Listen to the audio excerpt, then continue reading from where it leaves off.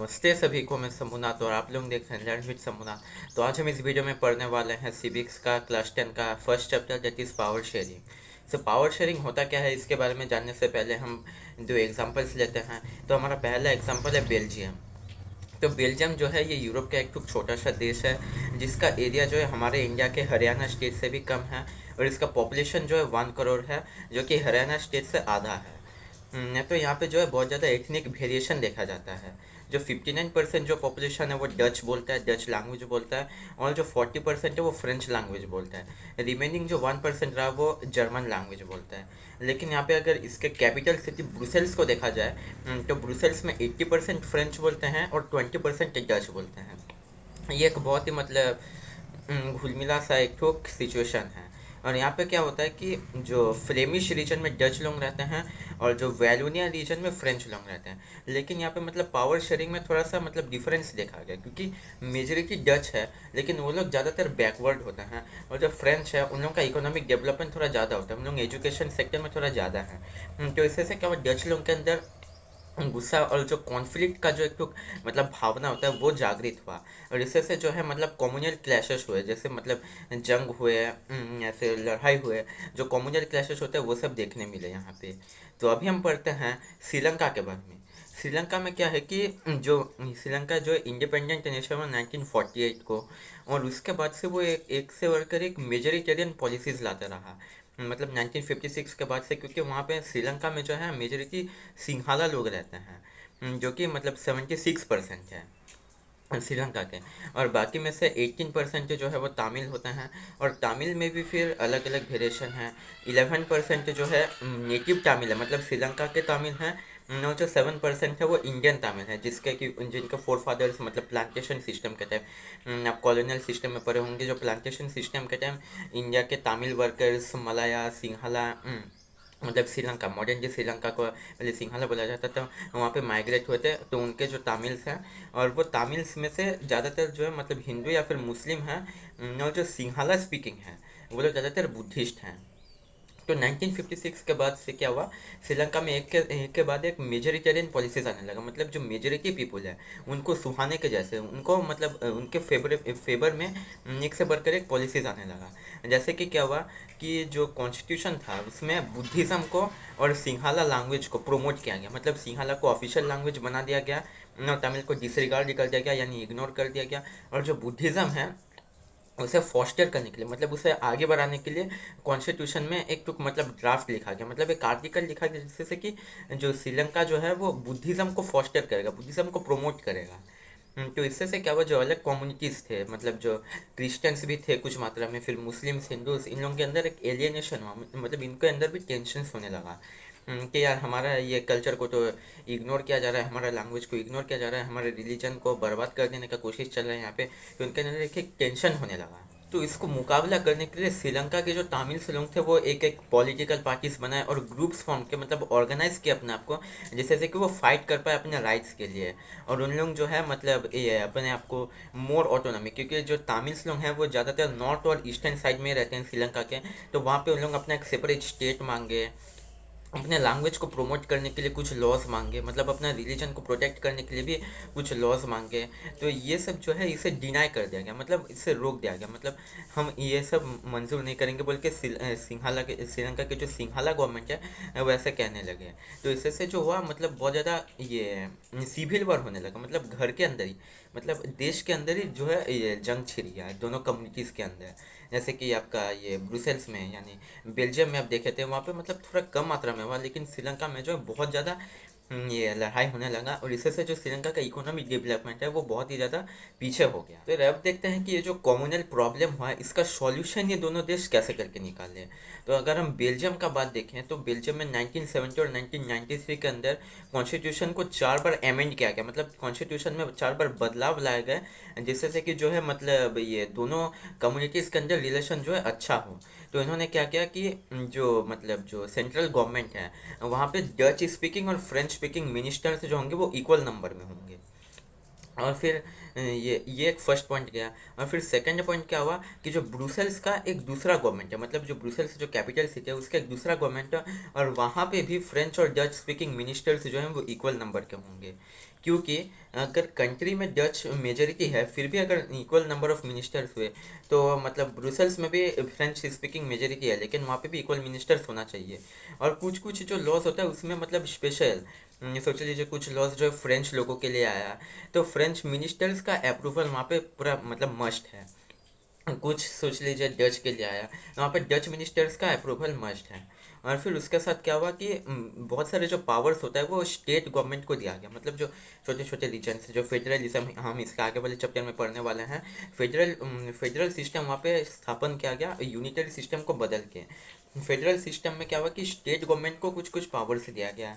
और फिर आपका और एक थर्ड काइंड ऑफ गवर्नमेंट होता है वो कम्युनिटी गवर्नमेंट है जिसमें कि मतलब एक ग्रुप का एक लैंग्वेज ग्रुप का आदमी चाहे वो कहीं पे भी रहे बेल्जियम के चाहे कहीं पे भी वो रहे उसे मतलब वोट देना पड़ेगा अपना मिनिस्टर्स चूज करने के लिए ये आपका कम्युनिटी गवर्नमेंट में। और ये जो कम्युनिटी गवर्नमेंट है लोकल डिस्प्यूट्स यानी कि लैंग्वेज रिलेटेड कल्चर सोशल ये सब रिलेटेड डिस्प्यूट्स को सॉल्व करने के लिए कम्युनिटी गवर्नमेंट बनाया गया है।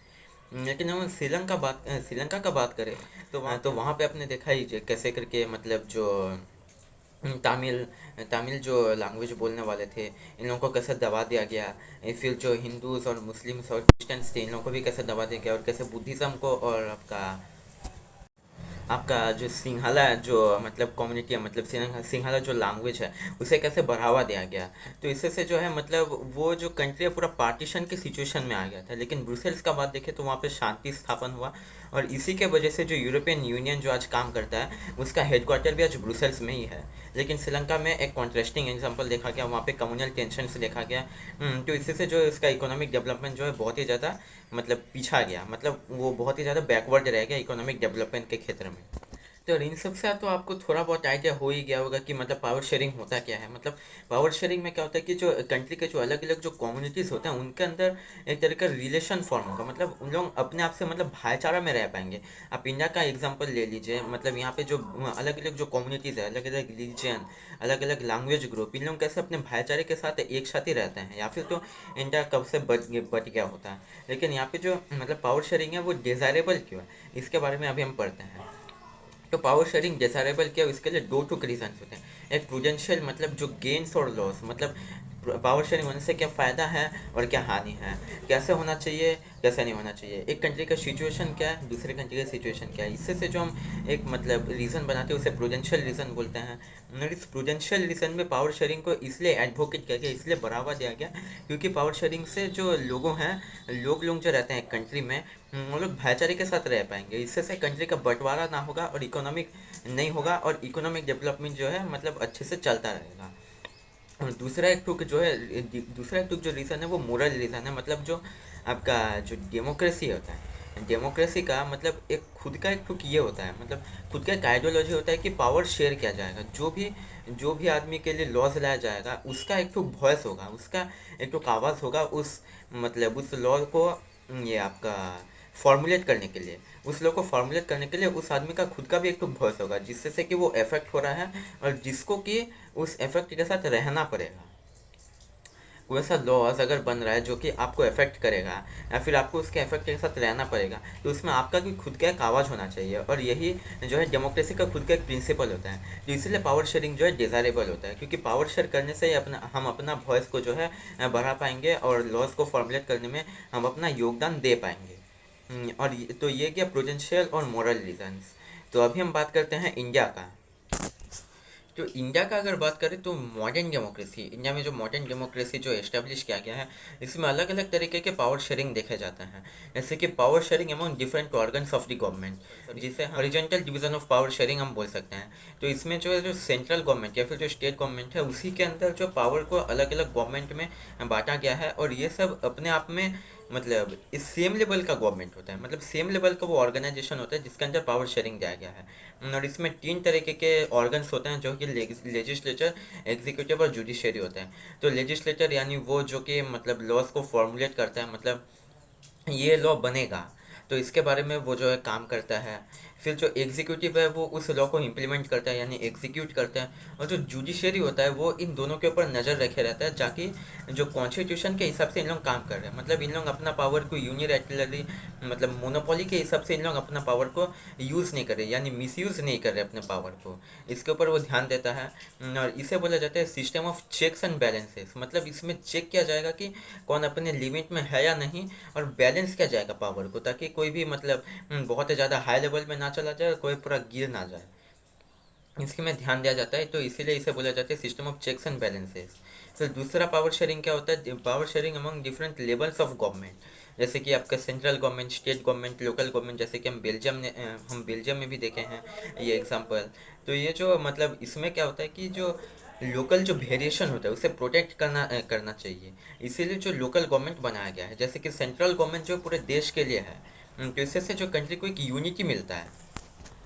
लेकिन वही देखिए हमारे कंट्री में बहुत ज़्यादा वेरिएशंस देखे जाते हैं लैंग्वेज रिलेटेड, तो इसीलिए वहाँ पे स्टेट गवर्नमेंट बनाया गया है, ताकि जो लोकल जो वेरिएशन है, लोकल जो लैंग्वेज का जो वेरिएशन है उसे भी प्रोटेक्ट किया जा सके। वरना क्या होता है कि आपके जो श्रीलंका में जैसे कि देखिए आप वो मतलब सेपरेट एक स्टेट बनाना चाहते थे, लेकिन उनको बनाने दिया नहीं किया, तो इस तरह से जो है मतलब उनके अंदर कॉन्फ्लिक्ट्स हुआ। तो ये जो है इसे मतलब रोकने के लिए हम power sharing among different levels of government, मतलब सेंट्रल, स्टेट, लोकल, ये सब गवर्नमेंट में इसे बांटा जाता है, और इसे वर्टिकल डिवीजन ऑफ पावर बोला जाता है, क्योंकि यहाँ पे ऊपर से नीचे तक पावर शेयरिंग किया जाता है। फिर थर्ड में क्या आता है, डिफरेंट सोशल ग्रुप्स के अंदर पावर शेयरिंग, जैसे कि आप जानते हैं जो मतलब लैंग्वेज को लेके या फिर जो रिलीजन को लेके जो मतलब ऑर्गेनाइजेशन से बनते हैं, आपको बेल्जियम में जो देखा गया है जो कम्युनिटी गवर्नमेंट है, मतलब जिसमें कि लैंग्वेज को लेके जो मिनिस्टर से सिलेक्ट किया जाएंगे, जो मतलब एक गवर्नमेंट फॉर्म किया जाएगा। फिर आपका इंडिया में भी देखिए जो लोअर बैकवर्ड सेक्शंस हैं उनको लेके मतलब ऑर्गेनाइजेशन फॉर्म होता है, जो अपर सेक्शन है उन लोग भी अपने लिए ऑर्गेनाइजेशन फॉर्म करते हैं, जिससे कि अपने हक के लिए वो लोग फाइट कर पाए, अपने राइट्स के लिए वो लोग फाइट कर पाए। तो इसे बोलते हैं आपका power sharing among different social groups. Social groups के अंदर पावर शेयरिंग, राइट के लिए फाइट करना। और फिर आपने देखा देखा जा सकता है पॉलिटिकल पार्टीज और प्रेशर ग्रुप, इनके हाथों में भी कुछ पावर्स होता है, क्योंकि जो मतलब गवर्नमेंट कौन फॉर्म करेगा, या तो एक ही पार्टी फॉर्म करेगा, लेकिन उसी के साथ और भी अलग अलग पार्टीज होते हैं, मतलब जो कि ऑपोजिशन का फॉर्म करते हैं।